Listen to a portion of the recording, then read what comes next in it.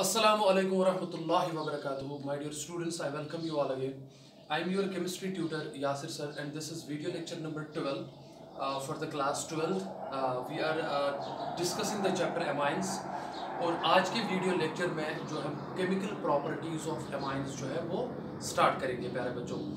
पिछले video lecture में हमने कुछ एनसीईआरटी की कुछ प्रॉब्लम्स की थी सॉल्व, ठीक है, और हमने फिजिकल प्रॉपर्टीज़ ऑफ एमाइंस जो है वो लास्ट वीडियो लेक्चर में कंप्लीट किया था। तो आज के वीडियो लेक्चर में हम chemical properties of amines start करेंगे, यानी कि केमिकल रिएक्शंस की जहाँ तक हम बात करते हैं तो वो इस लेक्चर से हम स्टार्ट करेंगे। तो चलिए स्टार्ट करते हैं केमिकल प्रॉपर्टीज ऑफ एमाइंस। देखिए प्यारे बच्चों, जहां तक एमाइंस का जिक्र है, जहां तक एमाइंस का ताल्लुक है, एमाइंस का अगर हम देखेंगे जनरल स्ट्रक्चर जो होता है, देखिए एमाइंस का जनरल स्ट्रक्चर पहले मैं आपको ये बता दूं, सिंस एमाइंस के तीन टाइप्स है। अगर हम अल्काइल एमाइंस की बात करेंगे, ठीक है ना, तो जनरल फार्मूला अगर प्राइमरी अमाइन की बात करेंगे हम, तो प्राइमरी अमाइंस का जनरल स्ट्रक्चर जो होता है वो होता है RNH2। देखिए ऐसे RNH2, इसके साथ दो हाइड्रोजन होते हैं।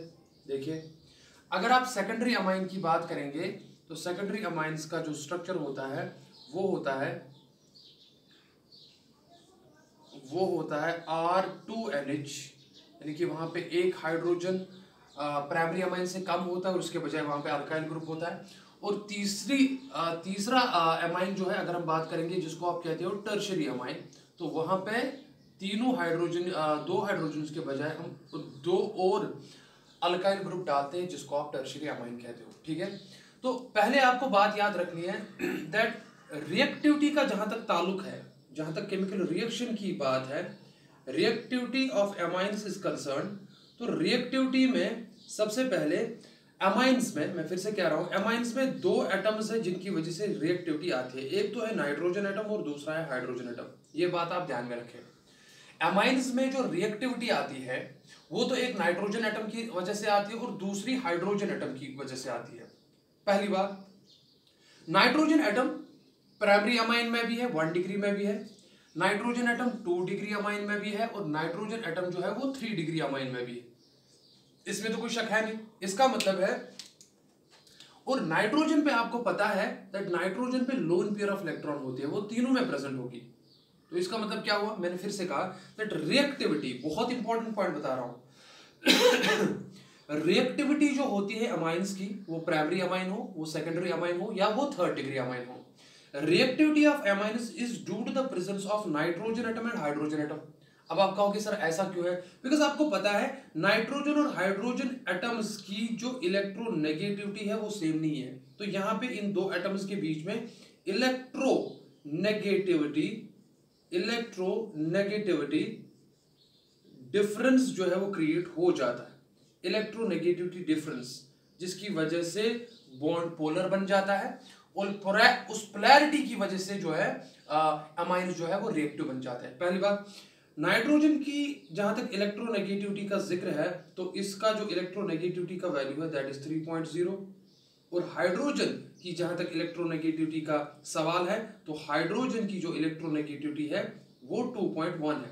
तो जाहिर सी बात है 3 - 2.1 तो 0.9 का डिफरेंस आ रहा है, तो इलेक्ट्रोनेगेटिविटी डिफरेंस है। मैं फिर से इस पॉइंट को रिपीट करवाना चाहता हूं दैट रिएक्टिविटी जो एमाइंस की होती है वो दो एटम्स की वजह से जो आती है, एक नाइट्रोजन एटम की वजह से, दूसरा हाइड्रोजन एटम की वजह से। अब आप कहोगे सर कैसे? देखो नाइट्रोजन एटम जो है वो तो तीनों में प्रेजेंट है। इसका मतलब है so far as nitrogen atom is concerned and the lone pair of electrons on nitrogen atom is concerned, amines primary भी, सेकेंडरी भी, टर्शियरी भी वो रिएक्शन दिखाएंगे due to the availability of lone pair of electron on nitrogen atom, because तीनों में present है। लेकिन so far as hydrogen atoms are concerned, hydrogen atom primary amine में 2 है, देख सकते हो आप यहाँ पे, देखो 2 हाइड्रोजन है। सेकेंडरी अमाइन में वहां पर 1 ही है, और टर्शियरी अमाइन में आप देखोगे नहीं। और आपको पता है due to the electronegativity difference between nitrogen and hydrogen atom in amines, nitrogen की इलेक्ट्रोनेगेटिविटी ज्यादा है तो उस पर डेल्टा नेगेटिव चार्ज होगा, हाइड्रोजन पे उससे इलेक्ट्रोनेगेटिविटी कम है तो उससे डेल्टा पॉजिटिव चार्ज होगा। बात समझ आ रही है ना? तो उसकी वजह से इसीलिए हम कहते हैं दैट एमाइंस का जो नाइट्रोजन के साथ यूजुअली हाइड्रोजन प्रेजेंट होता है, ये वाला हाइड्रोजन, ये ठीक है ना, ये प्यारे बच्चों एसिडिक इन नेचर होता है, ये एसिडिक इन नेचर होता है, इसका एसिडिक नेचर होता है because it has a delta positive charge. Why it has a delta positive charge? Because it is bonded to the highly electronegative atoms such as nitrogen atoms. You're getting what I'm saying? So basically the reactions due to amines, the reaction is due to amines. हाँ, अब एक बात है sir, यहाँ पे तो hydrogen 2 है, यहाँ पे तो हाइड्रोजन 1 ही है और यहाँ पे तो कोई नहीं है, तो इसलिए अगर आप देखोगे पर्टिकुलर रिएक्शन अमाइन्स की वो तीनों सेम नहीं दिखाते हैं, ठीक है ना, तो वो आपस में कुछ रिएक्शंस में डिफर भी करते हैं। बिकॉज अगर आप कोई रिएक्शन दिखाओगे अमाइन्स की due to the acidic hydrogen, तो ये 2 बार ही दिखाएगा, या इसमें 2 हाइड्रोजन है तो ड्यू टू 2 एसिडिक हाइड्रोजन आएगा। सेकेंडरी अमाइन में तो एक ही बार है और टर्शियरी अमाइन में तो एसिडिक हाइड्रोजन है नहीं, तो इसका मतलब ये वो रिएक्शन दिखाएगा नहीं। तो प्राइमरी अमाइन्स आपस में भी कुछ रिएक्शंस में डिफर करते हैं, बिकॉज प्राइमरी अमाइन है 2 एसिडिक हाइड्रोजन, सेकेंडरी अमाइन है only 1 acidic hydrogen, and tertiary amines जो है उनमें कोई एसिडिक हाइड्रोजन नहीं होता है। But there are some other reactions which are due to the presence of lone pair of electron on nitrogen atom, and since the lone pair of electron on nitrogen atom and hence the presence of nitrogen atom is in both primary, secondary as well as tertiary, therefore कुछ reactions जो है वो similar दिखाते हैं। हाँ, लेकिन एक बात है, rate of chemical reaction vary कर सकता है from amine to amine, जो हम आगे discuss करेंगे। यहां तक फिलहाल समझ आ गया आपको? तो मैं यहाँ पे कुछ 2 पॉइंट्स आपको यहाँ पे लिखवाने जा रहा हूं जिनको आप नोट डाउन करेंगे। पहला पॉइंट क्या है? पहला पॉइंट आप याद रखेंगे ये, that the reactivity of amines जो है, first that is due to the presence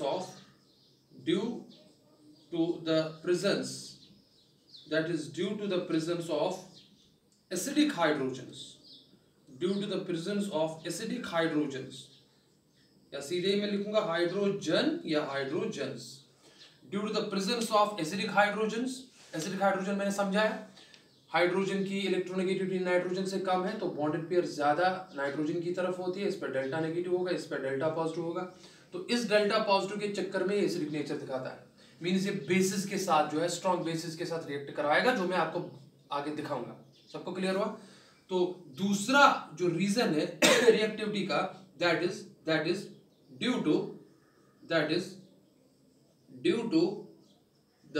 availability of lone pair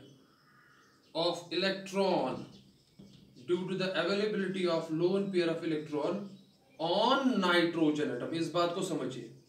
अब यहाँ पे 2 चीजें हैं सर, ये जो लोन पेयर नाइट्रोजन एटम पे अवेलेबल है, देख सकते हो आप, यहाँ पे भी अवेलेबल है, यहाँ पे भी अवेलेबल है, यहाँ पे भी अवेलेबल है, and it is for this reason that the nitrogen atom on amines they can either act as bases, या तो वो बेसिस एक्ट करते हैं जिनको आप लेविस बेसिस कहते हो, बिकॉज लेविस बेस क्या होता है? वो सबस्टेंस जिसमें किसी एटम यानी कि यूजुअली सेंट्रल एटम को टेंडेंसी होती है लोन पेयर डोनेट करने की, लेकिन उसका रीजन ये है दैट उस एटम में पहले loan pair of electron available होना चाहिए। और दूसरा रीजन, ये बेस भी एक्ट कर सकता है। बेसिस का क्या मतलब है यहाँ पे? बेसिस से क्या मुराद है? यानी कि ये एसिड्स के साथ रिएक्ट करवा सकता है, वो मैं दिखाऊंगा बाद में। और दूसरा, अवेलेबिलिटी ऑफ लोन पेयर से ये एज न्यूक्लियोफाइल भी एक्ट कर सकता है। इस बात को ध्यान में रखे प्यारे बच्चों, ये न्यूक्लियोफाइल भी एक्ट कर सकता है। तो amines are basically reactive, that is because of the 2 atoms, that is because of the 2 main atoms, one is nitrogen atom, another is a hydrogen atom। Hydrogen atom की वजह से जो रिएक्शन दिखाते हैं दैट इज, उसको हम acidic hydrogen कहते हैं, और वो एसिडिक इसलिए होता है बिकॉज वो हाइड्रोजन एटम नाइट्रोजन के साथ जुड़ा होता है, जिसमें इलेक्ट्रोनेगेटिविटी डिफरेंस की वजह से डेल्टा पॉजिटिव चार्ज होता है, ठीक है ना। तो दूसरी बात, जो available loan pair of electron nitrogen atom पे अमाइनस पे होती है, प्राइमरी हो, सेकेंडरी हो या टर्शियरी हो, तो उस अवेलेबिलिटी की वजह से वो एमाइन्स जो है वो बेसिस भी एक्ट करते हैं और वो समटाइम्स न्यूक्लियोफाइल्स भी एक्ट करते हैं। हाँ, जो इनकी वजह से रेट्स ऑफ रिएक्शन आप पढ़ोगे वो वेरी करेगा फ्रॉम एमाइन टू एमाइन, जो हम कमिंग वीडियो लेक्चर्स में आपको क्लियर कराएंगे। सबको क्लियर हुआ? तो चलिए ठीक है, फिलहाल के लिए हम जो है पहली केमिकल रिएक्शन जो है स्टार्ट करेंगे, पहला केमिकल कॉन्सेप्ट जो है वो स्टार्ट करेंगे, वो है बेसिक नेचर ऑफ एमाइन्स क्या होता है। तो चलिए ठीक है, मैं इसको यहाँ पे इरेज करता हूँ।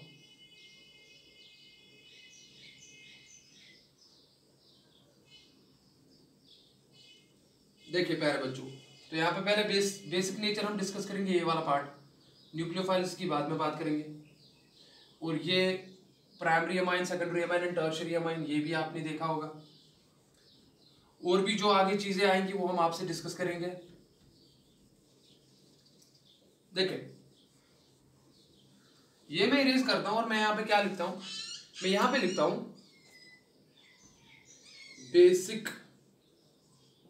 बेसिक नेचर या बेसिक कैरेक्टर, बेसिक नेचर या basic character of amines, basic nature या basic character of amines.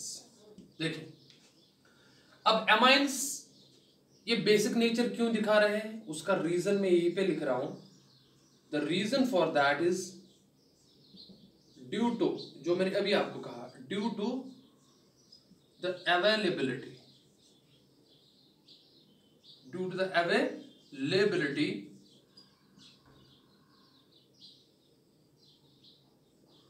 due to the availability of lone pair on nitrogen atom, n atom पे जो अवेलेबल लोन पेयर होती है, उस वजह से अमाइन्स जो है वो बेसिक कैरेक्टर दिखाते हैं, वो बेसिक नेचर दिखाते हैं, and more preferably we call that as that वो लेविस बेसिस एक्ट करते हैं। लेविस बेसिस क्या होते हैं प्यारे बच्चों? लेविस बेसिस वो सबस्टेंस होते हैं जिसमें एक कंपाउंड के सेंट्रल एटम, एक कंपाउंड के सेंट्रल एटम को लोन पेयर डोनेट करने की टेंडेंसी होती है, लोन पेयर डोनेट करने की टेंडेंसी होती है, डोनेटिंग टेंडेंसी उसकी होती है। लेकिन उसके लिए एक इंपॉर्टेंट बात भी आप याद रखेंगे, पहले तो उस सेंट्रल एटम पे लोन पेयर होना चाहिए, और एक और है कि वो ऑक्टेट उसका कंप्लीट होना चाहिए। तो that is understood, these things are already understood you. Now see how does it react. देखिए जब भी आप मान लो एमाइंस को, मान लो मेरे पास एमाइंस है, मैं आपके एग्जांपल के लिए मैं आपको प्राइमरी एमाइन यहाँ पे लूंगा। मान लो मैं एग्जांपल दे रहा हूँ, देखिए बात समझिए आराम से। मैं लूंगा RNH2, RNH2। मैं सेकेंडरी अमाइन भी ले सकता हूँ, मैं थर्ड डिग्री अमाइन भी ले सकता हूँ, तो वो बाद में मैं रिएक्टिविटी ऑर्डर में बताऊंगा। आपको पता है नाइट्रोजन पे lone pair of electron available होती है, और ये कौन सा अमाइन है प्यारे बच्चों? सर ये प्राइमरी अमाइन है, तो मैंने लिखा यहाँ पे प्राइमरी अमाइन है। ठीक है, तो होगा क्या, अगर आप इस प्राइमरी अमाइन को, बिकॉज प्राइमरी अमाइन है तो ये क्या एक्ट करेगा, ये लेविस बेस है, मैं यहाँ पे लिखूंगा L/B, this is Lewis base, because nitrogen atom पे लोन पेयर अवेलेबल है। अगर आप इस अमाइन को रिएक्ट करवाते हो एसिड्स के साथ, फॉर एग्जांपल HS मैंने लिखा, HX, X क्या हो सकता है, या HCl हो सकता है, HBr हो सकता है, HI हो सकता है, आपको पता है उनको हैलोजन एसिड्स कहते हैं, या हाइड्रोजन हैलाइड्स भी इनको कहते हैं, और ये एसिड्स होते हैं। ठीक है ना, तो ये एसिड्स है, HX मैंने यहाँ पे लिखा। अब सिंस आपको पता है एसिड्स में ये H+ होता है और ये X- होता है। ठीक है, अब देखिए, अब आप ऐसे कर सकते हैं, सिंस यहाँ पे lone pair of electron available है, तो ये इसमें से क्या करेगा, इसमें से प्रोटॉन खींच लेगा। जो ही इसमें से प्रोटॉन इसने खींच लिया, तो यहाँ पे जो X नेगेटिव है, देखो यहाँ पे क्या होगा, देखो मैं यहाँ पे ऐसे दिखाता हूँ। अब R तो अपनी जगह रह जाएगा, R N, देखिए N, उसके साथ कितने हाइड्रोजन थे, वो तो 2 थे, लेकिन एक और हाइड्रोजन आपने जोड़ दिया तो 3 आ गए। लेकिन नाइट्रोजन ने लोन पेयर जब डोनेट की, वो डोनर एटम बन गया, उस पर पॉजिटिव चार्ज आ गया, and in order to maintain the neutrality, ये X नेगेटिव जो वहां पे सिस्टम में है, वो as electrostatic force of attraction की वजह से वहां पे रहता है। ये देख लीजिए यहाँ पे, ये बना क्या, ये बना साल्ट, बिकॉज आपको पता है that bases react with acids, bases react with acids to form corresponding salt, यहाँ पे साल्ट बना। अब यहाँ पे ये देखो क्या है, अगर आप लॉरी ब्रोनस्टेड कॉन्सेप्ट इस्तेमाल करेंगे ना, ये यहाँ पे प्यारे बच्चों प्रोटॉन डोनर है, बिकॉज लॉरी ब्रोनस्टेड के कॉन्सेप्ट के हिसाब से जो सबस्टेंसेस प्रोटॉन डोनेट करने की टेंडेंसी रखते हैं उनको आर्हीनियस एसिड्स भी कहते हैं, उनको लवरी ब्रोनस्टेड एसिड भी कहते हैं, और जो सबस्टेंस वही प्रोटॉन एक्सेप्ट करेगा उसको आप लवरी ब्रोनस्टेड बेस कहते हो।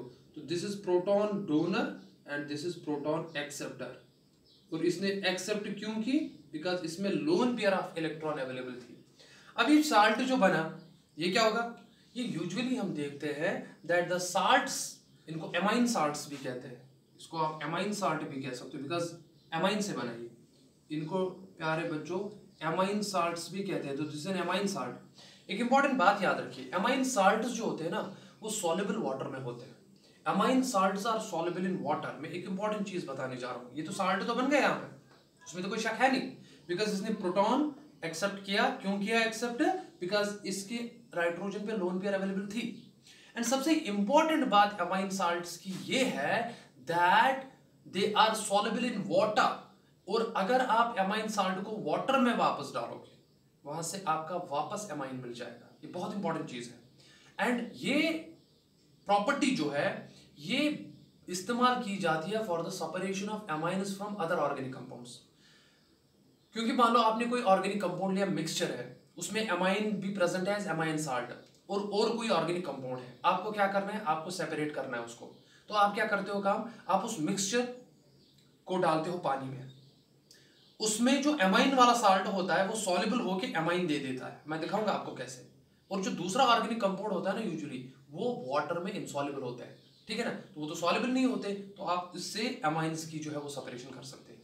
तो मैं यहाँ पे एक इंपॉर्टेंट पॉइंट लिखने जा रहा हूँ, वो पॉइंट है क्या, that amine salts are soluble, that they are soluble in water. Amine salts are soluble in water.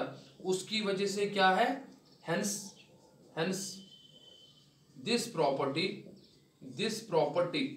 hence this property is used for the separation, and this property is used for the separation of amines from their salts, separation of amines from their salts,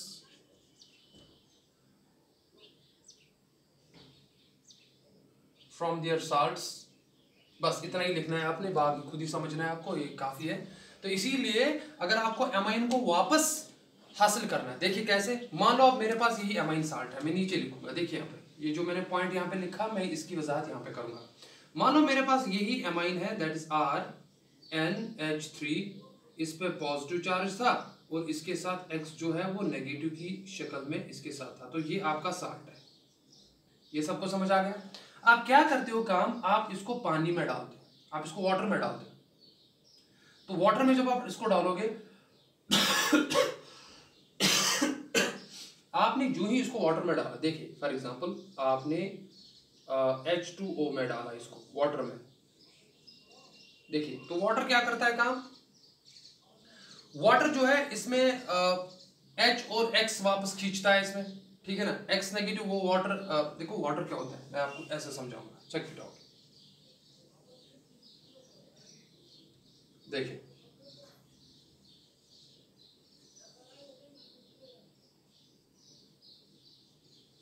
water ये होता है HOH, ऐसे समझो HOH, ठीक है ना। तो ये X क्या करता है, सिंस इस पे नेगेटिव चार्ज है, यहाँ पे डेल्टा नेगेटिव होगा, यहाँ पे डेल्टा पॉजिटिव होगा, तो वाटर जो है ये इसमें से ये खींचता है, X जो है इसको H को खींचता है, ठीक है ना, और OH जो है वो यहाँ से एक और H निकालता है, यानी कि वाटर आपका फिर से बनता है और आपका RNH2 बाहर चला जाता है, ठीक है ना। आप कभी कभार क्या कर सकते हो काम, आप कभी कभार साल्ट्स को अगर बेसिक सॉल्यूशंस में डालोगे, वाटर के बजाय हम कभी कभार क्या करते हैं, हम बेसिक सॉल्यूशन में भी डाल सकते हैं। They are also soluble in bases. यहाँ पे एक इंपॉर्टेंट बात याद रखिए, they are also soluble in bases, मतलब अगर मैंने NaOH लिया, देखिए NaOH लिया, अगर मैंने NaOH लिया तो NaOH क्या करेगा काम, देखिए NaOH काम करेगा, वो Na यहाँ से Cl नेगेटिव या X नेगेटिव लेगा तो NaX पहले बाहर जाएगा, उसके बाद OH नेगेटिव जो है वो प्रोटॉन यहाँ से खींचेगा। समझो बात को, देखिए मैं NaOH के साथ दिखाता हूँ, Na पॉजिटिव OH नेगेटिव, हालांकि वाटर के साथ भी वैसे ही होगा, it's not a big deal.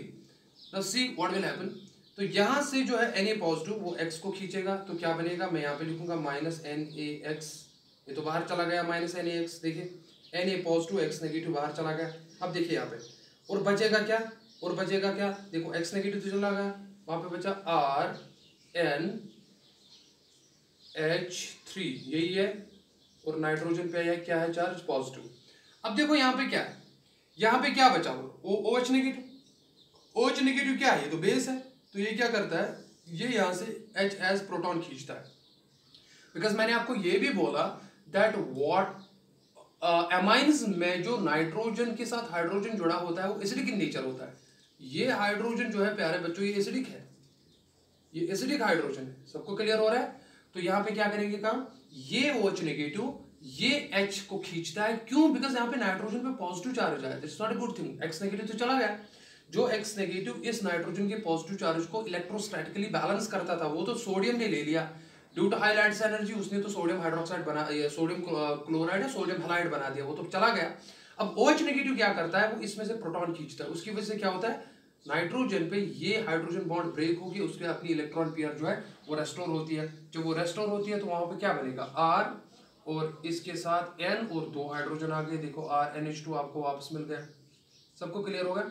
ये मैंने क्या दिखाया, ये मैंने ये कहा आपको दैट जो आपके अमाइन साल्ट्स है वो सॉल्युबल होते हैं, वाटर में भी होते हैं, वाटर के साथ भी रिएक्शन होगा, और वो सॉल्युबल होते हैं बेसिस के साथ भी। यानी कि अगर हमको बेस के साथ ट्रीट करोगे आपको कॉरस्पॉन्डिंग एमाइन जो है वो फिर से मिलेगा, बिकॉज उसमें एक एसिडिक प्रोटॉन, इवन एक ही नहीं बहुत सारे एसिडिक, 3 एसिडिक प्रोटॉन है, लेकिन नाइट्रोजन पे पॉजिटिव चार्ज आने की वजह से एक प्रोटॉन का फैसाइल रिलीज होता है, जिसकी वजह से आप वापस एमाइंस को हासिल कर सकते हो। तो अगर आपके पास एमाइन साल्ट है, आप चाहते हो कि मुझे कॉरस्पॉन्डिंग एमाइन वापस मिल जाए, तो प्यारे बच्चों आप क्या करोगे, आप वापस उसकी रिएक्शन करोगे या बेस के साथ, और आपको वापस अपना जो है वो एमाइन जो है वो लिबरेट हो जाएगा, यानी कि आपका एमाइन वापस आपको मिल जाएगा। सबको क्लियर हुआ? यहां तक आपको फिलहाल बेसिक कैरेक्टर समझ आया। बेसिक कैरेक्टर समझाने के लिए मैंने कुछ ज्यादा किया नहीं, मैंने सिंपली क्या किया काम, मैंने एमाइन को लिया जिसने बेस ट्रीट किया, और ये बेस ट्रीट करता है कि नहीं, ये बेस एक्ट करता है कि नहीं, मैंने सिंपली उसको एसिड के साथ रिएक्शन की। अगर एसिड के साथ ही रिएक्ट करता है और साल्ट बनाता है, इसका जाहिर सा मतलब है, और ये जाहिर सी बात है कि ये फिर बेस है, because base is reactive with acids, they form salts. Clear हुआ यहां तक? ठीक है ना? तो आप इस चीज को फिर से इन पॉइंट्स को ऑब्जर्व कीजिए, तो हम थोड़ी देर बाद जो है वो आगे जो है इस लेक्चर में जाएंगे। ठीक है?